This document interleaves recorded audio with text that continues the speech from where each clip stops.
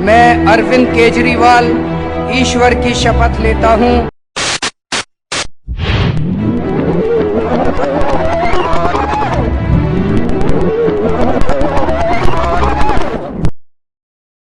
करीब 10-12 साल पहले अरविंद और इनके कुछ साथियों ने मिलकर एक संस्था शुरू की थी, परिवर्तन।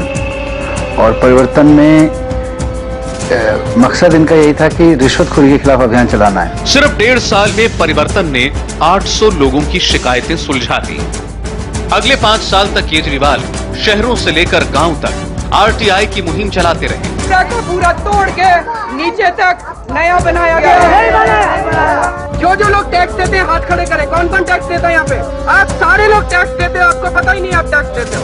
आज में सबकी लग गया सालो। गांधी तेरे देश में, गांधी तेरे देश में। सरकार कहती है हमने एल ब्लॉक। 2006 में उनकी इस मेहनत पर मुहर लग गई जब एशिया के नोबेल पुरस्कार कहे जाने वाले रेमन मैग्सेसे अवार्ड के लिए उन्हें चुना गया। आरटीआई के जरिए देश में परिवर्तन लाने की धुन में केजरीवाल ने मैग्सेसे पुरस्कार का एक भी पैसा अपने पास नहीं रखा। अवार्ड से मिले 45 लाख रुपए से पब्लिक कॉज रिसर्च फाउंडेशन नाम की एक दूसरी संस्था खड़ी कर दी। अपनी सरकारी नौकरी भी छोड़ दी। भ्रष्टाचार के खिलाफ लड़ाई को निर्णायक मोड़ पर ले जाने के लिए अरविंद ने जन लोकपाल का आंदोलन शुरू किया। इस लड़ाई में अरविंद को साथ मिला अन्ना हजारे का। अरविंद केजरीवाल का उपवास 14वें दिन भी जारी है। उनकी हालत में लगातार गिरावट आ रही है।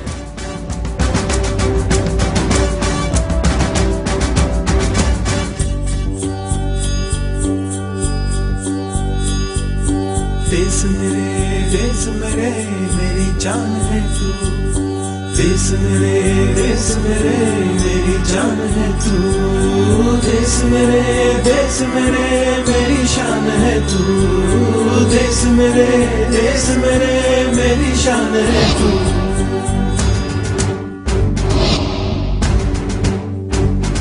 Manna officially launching a political party. देश की जनता के लिए पढ़े जाने के लिए मैं राजी हो गया।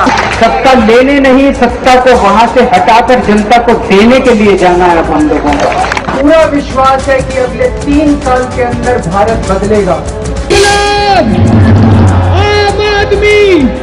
तो सब लोगों ने मिलकर इस पार्टी का नाम आम आदमी पार्टी रखने का विचार किया है।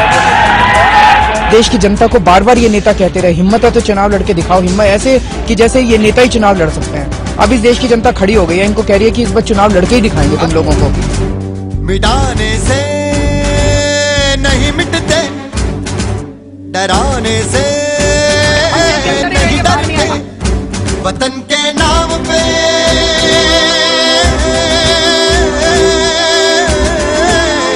वतन के नाम पे हम सर कटाने से नहीं डरते, मिटाने से नहीं मिटते।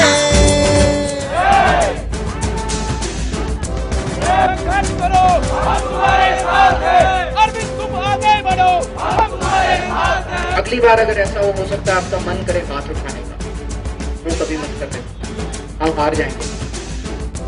500 रुपया इस बार कितना आया? 13,000।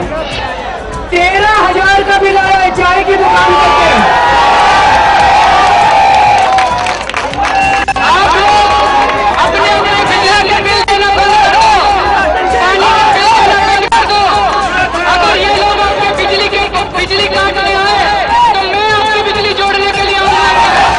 Electricity prices in the capital.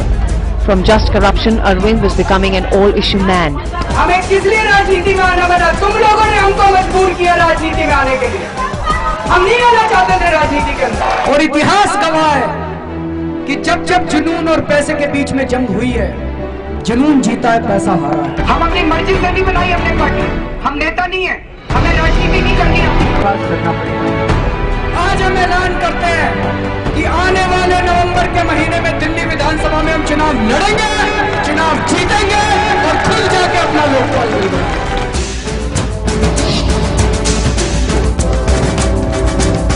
ये पार्टी है इनकी, थोड़ा बहुत सफेद टोपी पहन के 2-4 दिन घूमेंगे, कुछ नारेबाजी वगैरह करेंगे और चुनाव के बाद फिर ये लोग सब अपना काम करेंगे। अरविंद केजरीवाल की बात आप मत करिएगा, remember that and don't repeat his name.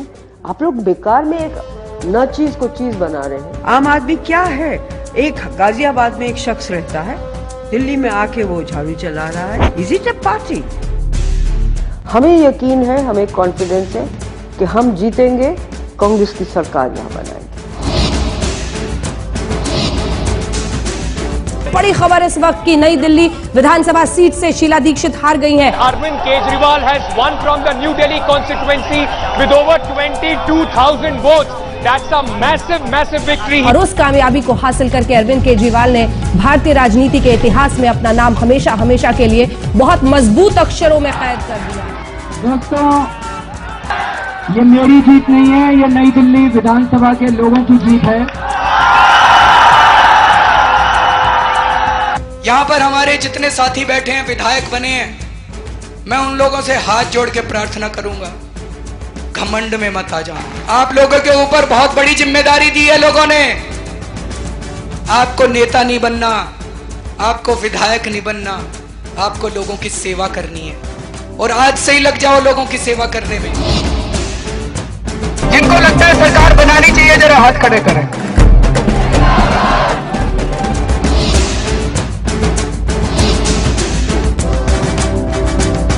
मैं अरविंद केजरीवाल ईश्वर की शपथ लेता हूं।